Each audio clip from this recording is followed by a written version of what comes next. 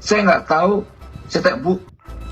Lalu bagaimana upaya pemerintah melindungi hak-hak para pekerja dan tidak terulang kejadian seperti ini?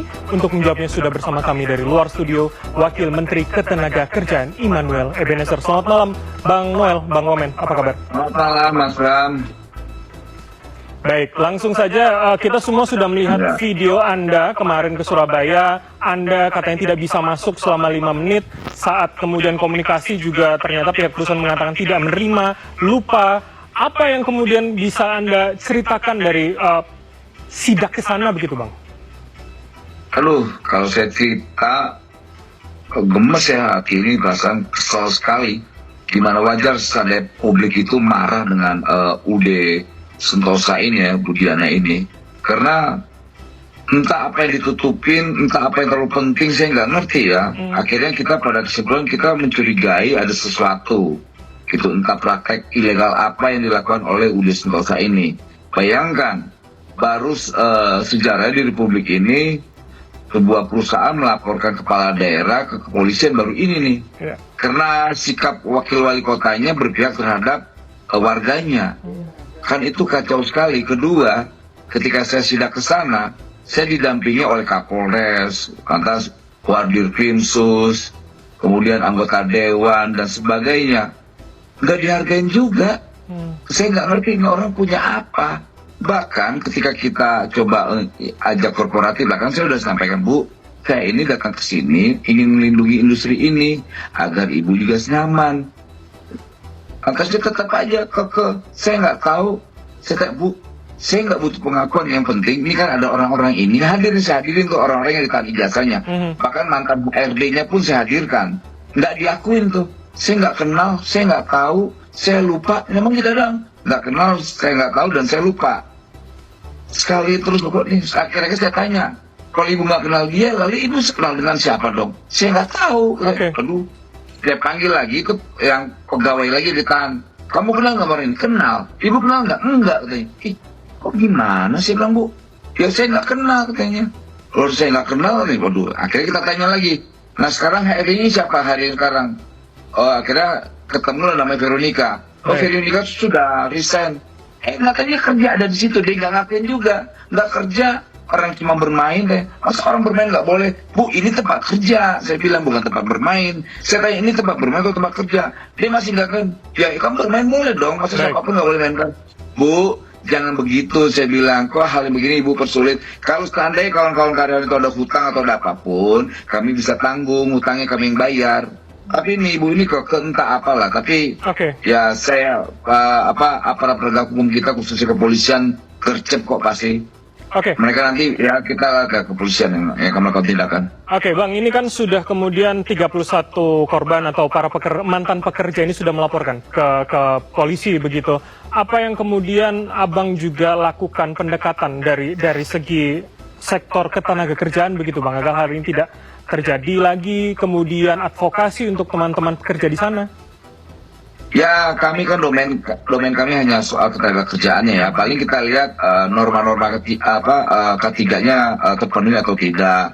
Apalagi kita dapat informasi di sana sampai orang sholat Jumat pun ya, sampai saya marah banget itu. Itu kalau orang itu sholat Jumat dipotong gajinya. Kan itu menurut saya sudah keterlaluan. Kok orang ini nggak sadar? Pertama itu Jawa Timur, kedua dia berusaha di Republik ini.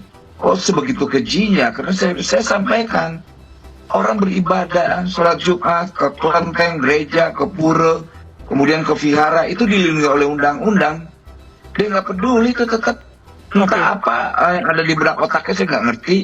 Sampai dia bilang agama saya diajarkan ini. Saya sempat tersinggung waktu sempat marah juga. Loh, Bu, kami ini beragama semua. Saya orang Kristen, Pak Wali Kota orang Islam. Yang hadir ini semua orang-orang beragama, orang Islam semua. Jadi banyak hal yang menurut saya aneh.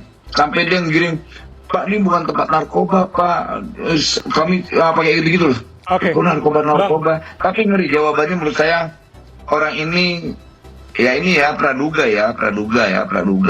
orang ini kayak benar-benar pemain Oke. mafia kali ini orang ini. Baik, nah dengan kejadian seperti ini Anda mencium ada praduga jangan-jangan ada yang ditutupi. Langkah berikutnya seperti apa? Paling tidak mengamankan para tenaga kerja yang masih di sana begitu Bang. Apalagi kalau saya mencuplik statement dari Wali Kota Eri Cahyadi mengatakan ini melanggar Perda Provinsi nomor 8 2016 tentang larangan perusahaan menahan ijazah. Artinya secara Perda sudah salah, adakah aturan serupa secara nasional yang juga bisa menjerat begitu Bang Noel? Ternyata saya cek di Kemenaker itu tidak ada. Tapi syukur ada regulasi terkait Perda nomor 8 2016 itu bisa kena hukuman dia 6 bulan. Tapi saya rasa ini menjadi pelajaran juga di Kementerian Tenaga Kerja. Harus ada regulasi terkait jaminan ketenaga kerjaan terkait ijazahnya ya. Jangan sampai industrial melakukan hal-hal seperti ini. Ini ternyata ini marak katanya. Saya coba live di sebuah platform digital, praktek ini banyak dilakukan oleh industrial. Oke. Dan ini kita harus cepat gercep membuat peraturan terkait pelarangan industrial melakukan penahanan terhadap ijazah seseorang. Karena itu kan milik pribadi, nggak boleh dong. Baik. Itu mereka sekolah bertahun-tahun kemudian itu ditahan. Lalu bagaimana kalau mereka nanti ngelamar kerja nggak boleh. Oke, Bang, berarti artinya ini menjadi momentumkah kemudian untuk evaluasi internal di Kemenaker bahwa untuk memetakan lagi jangan-jangan di banyak daerah lain juga terjadi begitu, Bang? Dan itu benar banyak laporan ke saya banyak sekali. Di GNT Bekasi katanya nahan juga. Lantas PT di mana Batang juga melakukan. Lantas banyak sekali, banyak sekali. Dan saya udah catat orangnya siapa, perusahaannya apa dan di mana. Gitu. Jadi ya kita akan usut nih hal kayak begini nih. Ini udah keterlaluan. Bang, Dan ini memang jadi momentum kita ya pemerintah khususnya Kementerian Tenaga Kerja untuk membuat sebuah regulasi yang terkait industrial dan pekerja untuk tidak melakukan penahanan ijazah. Ini kan tidak bagus. Oke, Bang, adakah kemudian mungkin kira-kira koordinasi dengan kementerian lain atau lembaga lain kemudian untuk soal izin usaha? Ini kan banyak yang kemudian mendesak hal serupa untuk kemudian bisa memberikan kenyamanan hak-hak para pekerja begitu, Bang Noel? Ya pertama karena saya Kementerian Tenaga Kerja ya pasti kita akan melakukan upaya-upaya ya koordinasi dengan lembaga kementerian lainnya. Gitu soal izin dan sebagainya kan itu ada di Kementerian Perindustrian ya. Jadi nanti kita akan melakukan kerjasama dengan Kementerian Perindustrian terkait izin dan sebagainya. Oke, untuk khusus di Surabaya, apakah nanti akan bernegosiasi dengan Pemda Surabaya atau Pemprov Jatim untuk diturunkan lagi pada Dinas Ketenagakerjaan di sana, Bang? Pasti itu sudah dilakukan, itu sudah ada kerjasama antara Dinas Tenaga Kerja dengan pemerintah Surabaya, Pemkot dan juga Gubernur ya. Gitu. Jadi kita akan melakukan kerjasama terkait bagaimana penanganan kasus UD Sentosa Diana ini. Baik. Gitu. Dan tidak terulang lagi di mana-mana ya, bukan hanya di Surabaya, di seluruh Indonesia. Oke. Di wilayah hukum Indonesia. Bang Noel, artinya ada target waktunya kah atau Abang menyerahkan sepenuhnya pada proses hukum dan pelaporan 31 korban koalisi, Bang?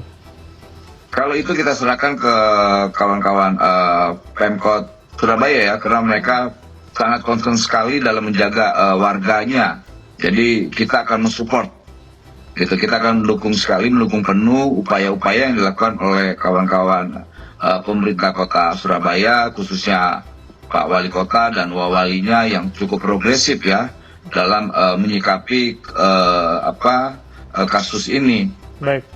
Oke, kami tunggu Bang kabar baiknya. Semoga kalau memang ini berhasil yang baik, ini tentu menjadi angin segar untuk pekerja lain. Terima kasih atas waktu Anda, Bang Noel Immanuel Ebenezer, Wakil Menteri Tenaga Kerja telah bergabung sama kami. Selamat malam. Sehat selalu, Bang.